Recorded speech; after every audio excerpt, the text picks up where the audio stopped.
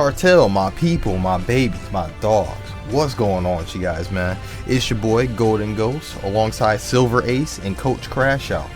Welcome to Dead or Alive Primetime, the show that's coming to you with highlights, gameplay situation analysis, and insight from Dead or Alive players across all skill levels and all skill gaps. Dead or Alive Primetime is here to show off these moments and visions and bring everyone together and maybe, just maybe, convince a few people to take a look at the game along the way. Now for this episode, I've chosen to go out of my way to find a few moments on my own for this episode. But if you ever want to be featured in this show or in any way or capacity, all you have to do is send me a link to your clip, whether that be a video sent directly to my Twitter DMs at Golden Ghost, or sending me a link to a YouTube or Twitch clip on Twitter, or to my Discord, which is Golden_Ghost. That's a 5, not an S for my both my tags. Now with that being said, how are my co-hosts doing today? I'm doing pretty good today, actually. I just got my coffee, played a little bit of Soul Calibur and some Tekken. Now I'm ready to talk about a little bit of DOA today, Ghost. Awesome, love to hear it. How about you, Coach? How you doing? Yeah, I'm doing pretty good, Ghost, but I got a question. Why you got me recording in the car in this little booty goop, man? Why can't I be in the studio with you? What's going on? Man, you're a crash out.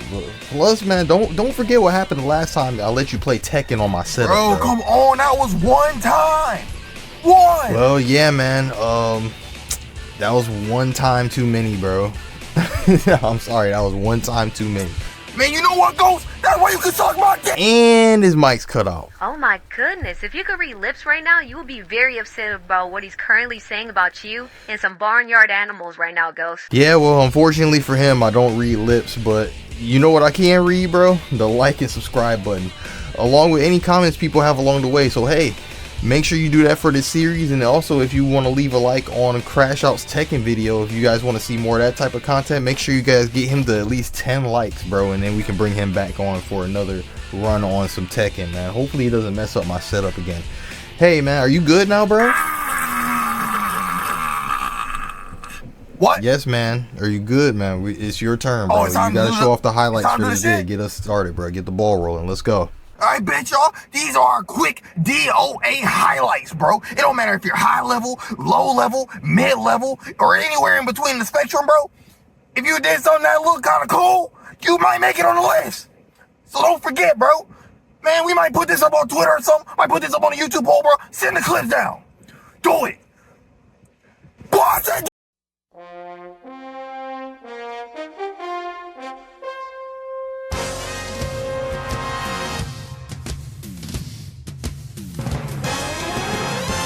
Here's a clip from Kid Kush, showing that of all the wild characters, bro, probably the most overwhelming one is the Jello, bro.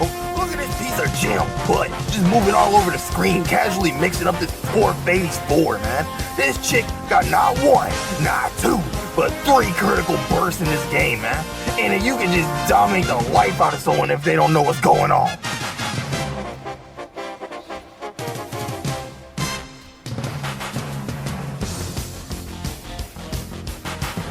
This one comes from a guy named Shadow Demon 719, coming in hot with tag mode, dodging attacks in a way that's only possible in tag mode, man.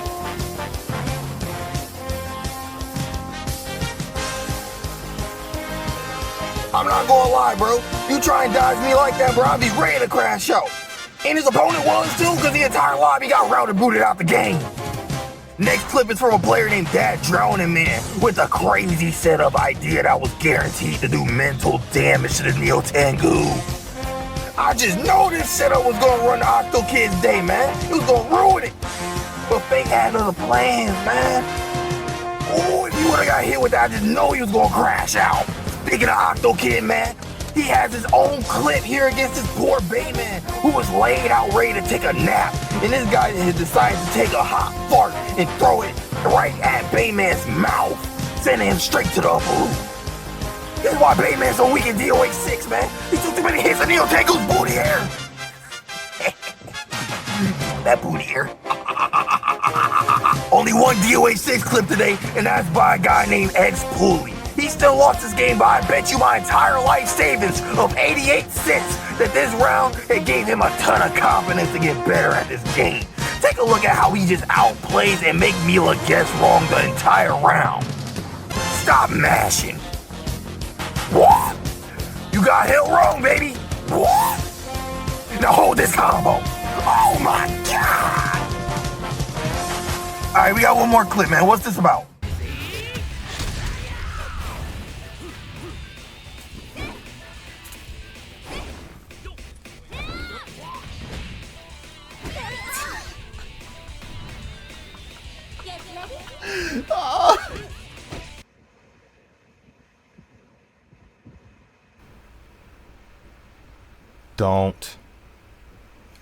Don't.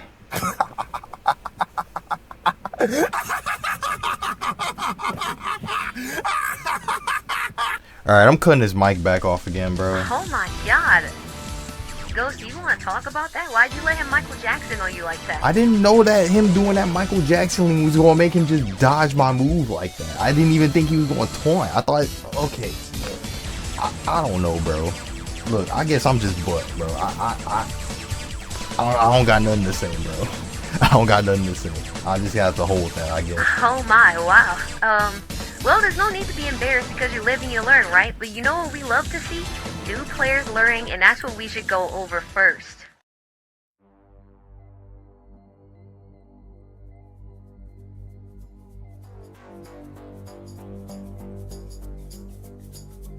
Absolutely. Now, this first clip has nothing too crazy going on. As a matter of fact, this is two people who have never played this game before, and they're just online mashing their heads away online in severe lag where stuff is just happening all over the screen. Yeah, so why is this a clip you want to show off first, and what are we analyzing? This one's actually sort of a cheat because this is more of an appreciation than an analysis, bro. It's always nice to see new people give this game a shot, and if the players are more welcoming and willing to help, you know, these newer guys like this, you know, they can end up getting decent enough to want to make, you know, maybe make their friends want to try and get this game out, and they can teach them how to get better, and then they'll get their friends into it and get this better, you know, word of mouth.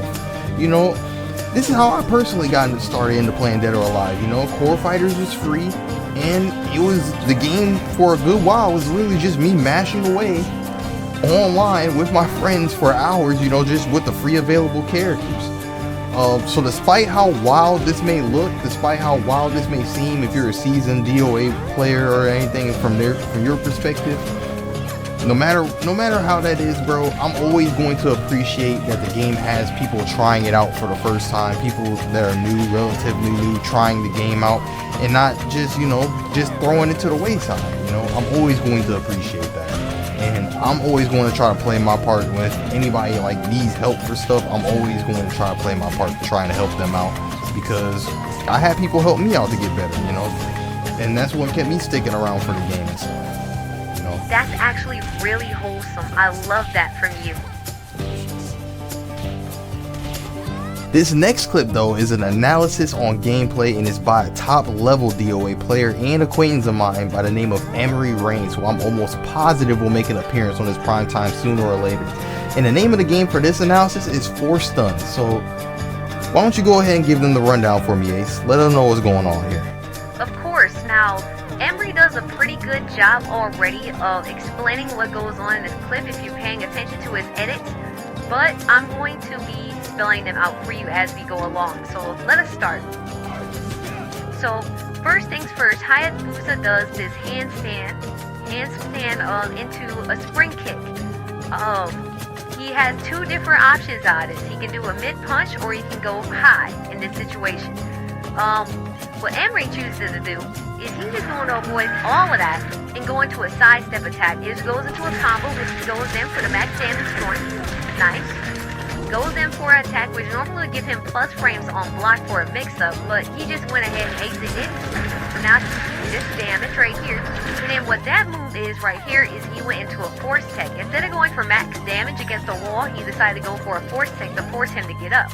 Now at this point, Hayabusa's probably discombobulated. So he's probably pressing something which allowed him to get hit right here. So him getting hit right here just allowed Ayase to go into another combo, which he's going to go to another force tech, hitting him off the ground, forcing him to get up. And now, after what just happened last time, he's expecting Hayabusa to block right here. So Hayabusa does just that. He blocks, and before getting blocked, he gets thrown. And look at that face. Look at that face. I'm just saying, you know what he did. That was some very devious activities. You know he just ruined that man's whole day. Ruined that man's whole night. He's happy about it. Look at him. I couldn't have said it better if I tried, man. But this is a perfect segue into the next clip I have. I have to show you a couple other things in order to give context into what's actually going on here, bro. From my perspective as somebody who's actually going into this situation. Now, DOA 6, in order to force tech, you have to do a lot more specific things in order to force tech the opponent than in 5. And in a lot of cases, even that's only some really high level players do to people who don't take off the ground. There's really not a lot of reason to want to take off the ground in more cases than not, because the force teching is just kind of on the more complicated side for 6. But a character that has similar combos and force techs that kind of are similar to 5 just so happens to be one of my 4 main characters, Rachel. Whenever I do my B&B combo, what I normally do is I opt for an elbow, and depending on whether or not I think the person's going to tech up or not, I'm going to do a stomp.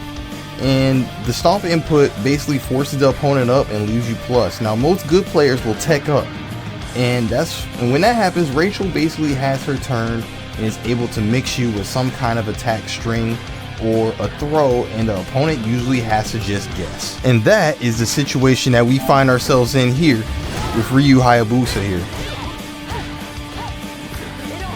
Hit him with the elbow. I know he's going to tech up, and now here we are. He's about to tech up. So what's the play here? Does he block and risk getting thrown, or does he mash and risk getting counter hit, or does he do like a low hold to try and read the command grab and risk getting hit mid or being low thrown? Like, he does none of the above, Silver. He does none of the above. What he does is a fuzzy guard to counter every single option that I had in mind at that moment. And it wasn't just any fuzzy. This fuzzy was so fast that I didn't even recognize it at first. The reason why I saved the clip at first is because I thought he just phased right through it. But in reality, he just fuzzy guarded insanely fast and then followed up with a handstand input. Look how quick that is. It went so quick that by the time I finished, I'm gonna have to slow it down for you just so that way you were able to see it. Let's watch it one more time, then watch that fuzzy in slow motion. ooh. For those of you that don't know what a fuzzy guard is, in DOA, that is when you input down forward, gauze. This allows you to micro duck into a block, which prevents you from being thrown, but also allows you to block in time before they can hit you with a string. If you got someone's timing down, a fuzzy guard completely opens someone up since they feel like they won't be able to break through your defense. And it's also useful on offense even as well, since you're able to do safe strings into a fuzzy guard, and if an opponent tries to throw you to take their turn back, you can punish them severely for it. Regardless, this was an excellent play from the master here. That was an excellent play indeed. That one input for me put me in limbo for the rest of the round and game, Silver. Just goes to show you that no matter the skill level, bro, the amount of depth is boundless with so much more to learn in DOA. Dead or Alive is a game that's easy to pick up with a high skill ceiling that will always make you wonder just how far you need to go to reach that next level of play. The same holds true for the world of Dead or Alive 6. No matter how players may feel about their skill, whether that be from beating people online in a few months or have been playing the game for years, there's always that layer of depth that must be understood and acknowledged in order to reach the next level into the highest levels of play. Among these levels are big names in the scene, most whom don't even need any introduction, and this man is no different in all honesty. But for those of you that are uninitiated, I will do my best to paint a picture for you. This man has been playing the series since DOA 2. That's over 20 years of knowledge, top level with any character he chooses to play, and chooses to be the strongest rig player on the planet, the undisputed champion of the Dead or Alive 6 World Tour. I humbly present to you Hoodless. Don't spoil all my fun.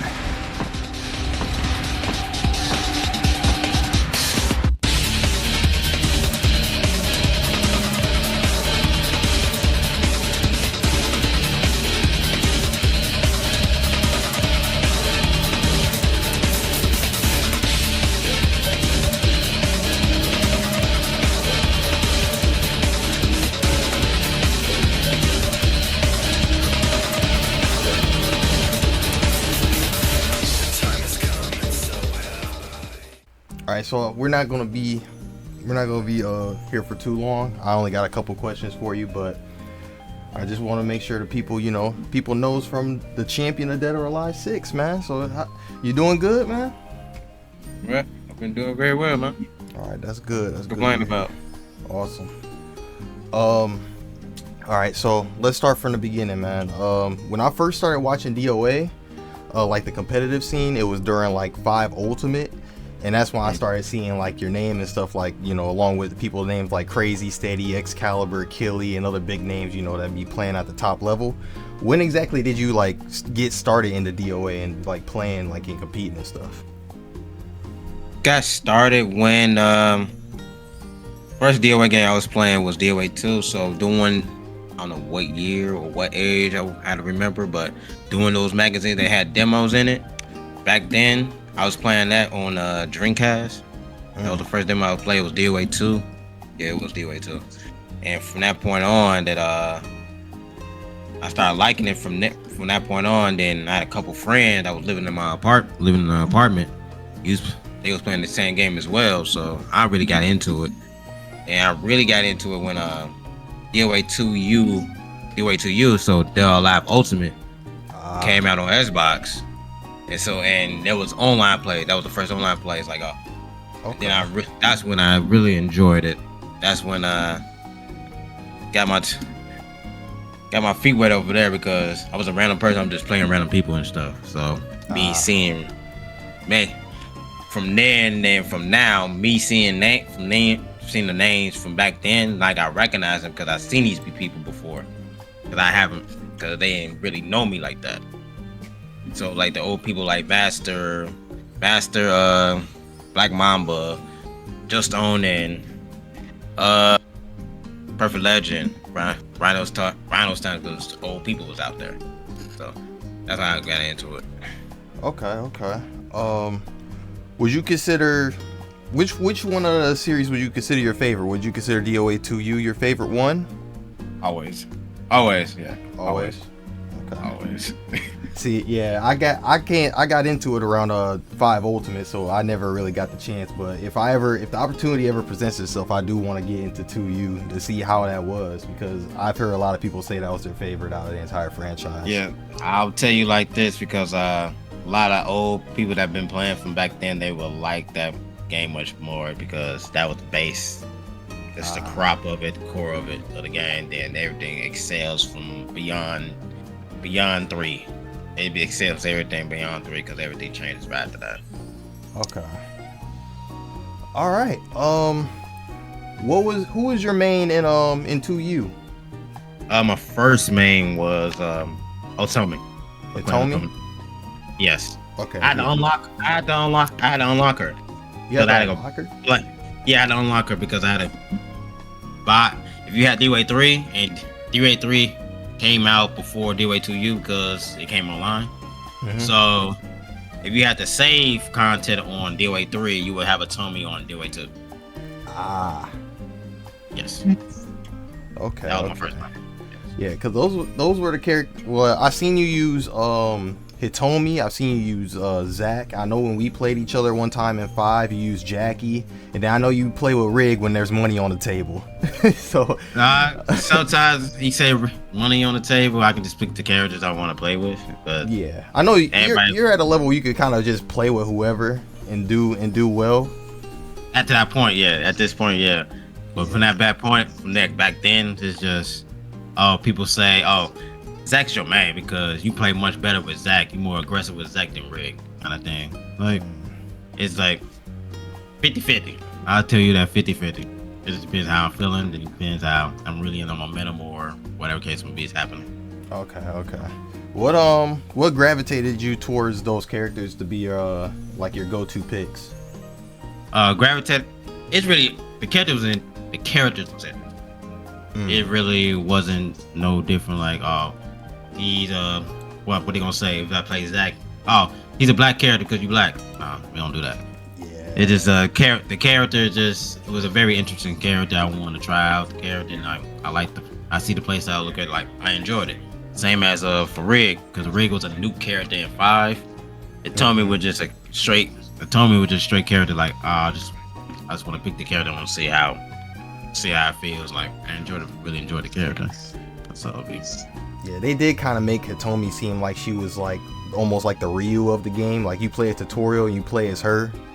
Yes. Yeah. Mm-hmm. So kind of made her seem like the baseline, and everybody else kind of went from there. So it kind of, I don't know, for me personally, it kind of drew me away from wanting to play with her and stuff. So I can see where you're coming from with that.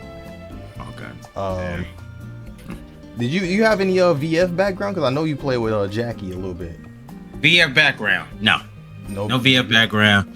When I started playing Jackie, the character was interesting when the VF characters came out. The character was interesting to me, and I really gravitated to Jackie because I liked the Jackie. Then Virtual Fighter 5, the Showdown came out. Then that's really I got my feet wet in that game. I started playing that game. I played Jackie that one time. Then I started playing with Brad. Okay. I got Ben. All right. One thing that I've seen from you that I also really that I really respect about you, long after the DOA 6, you know how DOA 6 kind of lost support and stuff like that, and they was just basically the community just rolling with the punches with what they got. One thing that I noticed that you were doing a lot were the Hood weeklies and the Hood monthlies. What's the history behind that? Okay, from that history, Hood weeklies, I thought about it. I thought about a thing because there was like really no online tournaments. There's no tournaments going through it because COVID. It was during the COVID time. So what gonna keep the players interested? What's gonna keep the players more engaged in what's going on? So I thought about it as Hood weeklies. So I won a tournament. His head.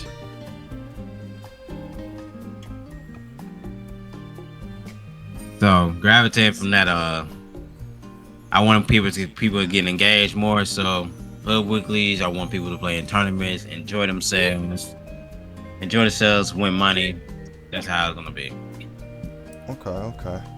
And then yeah, that was during COVID time. So you've been doing this for almost 5 years now, huh?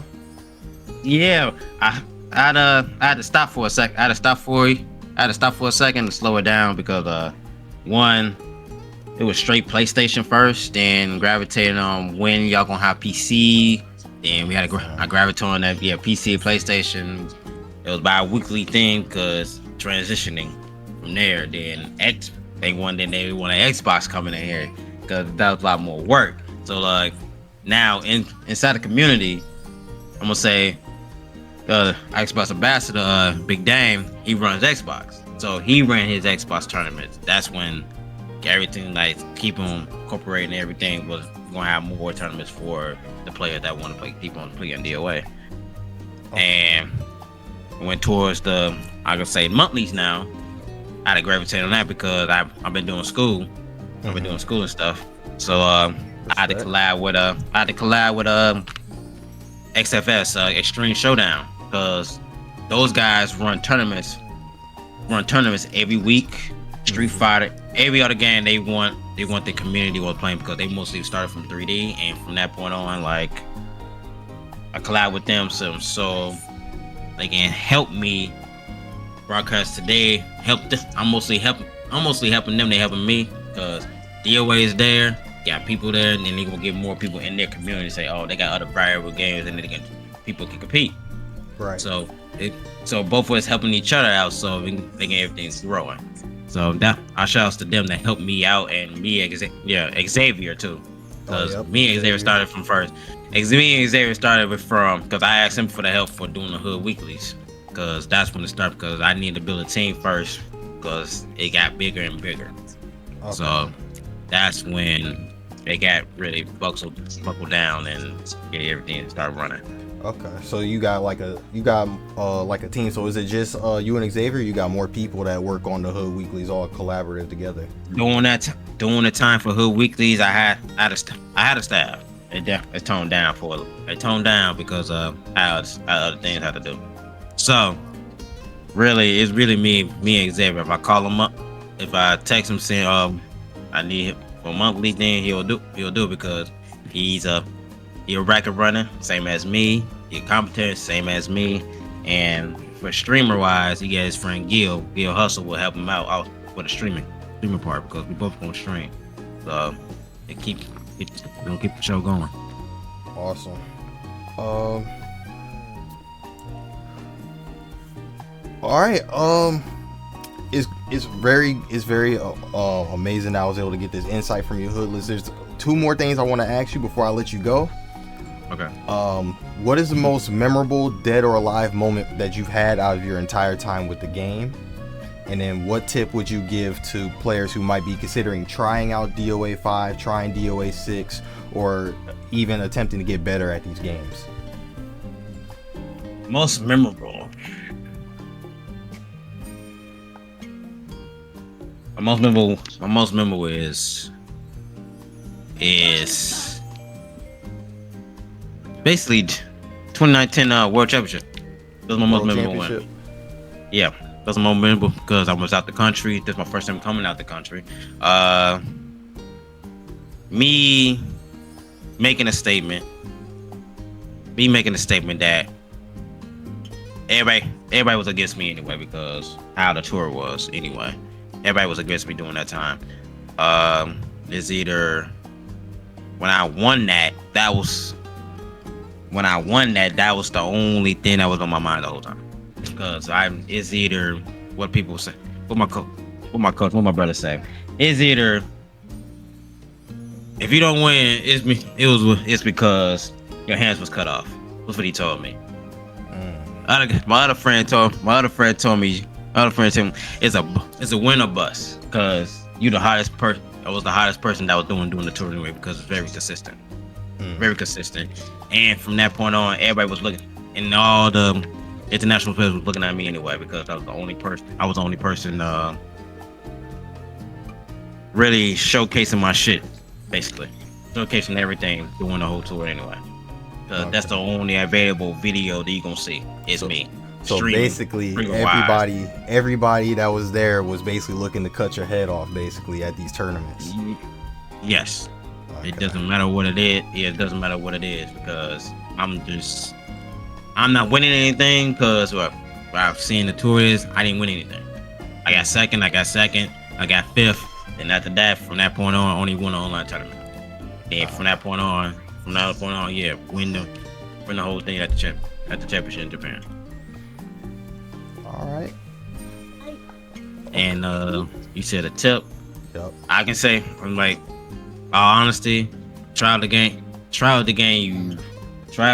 you want to play. 5, everybody like the 5, everybody like 6. Like new generation, they would come on 6, then jump to 5 because they don't say a different thing. And like from the people that just jumped on Ultimate, then 6 came out, they have a whole different story. It's like, oh, I'd rather play 5 than 6. So play it, enjoy it. Just enjoy the game, basically. I can just tell you. Just enjoy the game. You'll like it when you get to a point where like I like the characters, I like the game, best of the game, then that's all it's gonna be. All right. Awesome, man. It was, bro. I appreciate you so much for being able to come out and talk to me today, bro. I really appreciate it. No problem, man. No problem. That concludes this installment of Dead or Alive Primetime. This was the first pilot episode of hopefully many more to come. If you want to support this show on top of supporting the channel, then you already know what to do. Leave a like, comment, share it with your friends, all that good stuff. And as always, subscribe for some more in the Golden Ghost Cartel. And I will see you guys in the next one.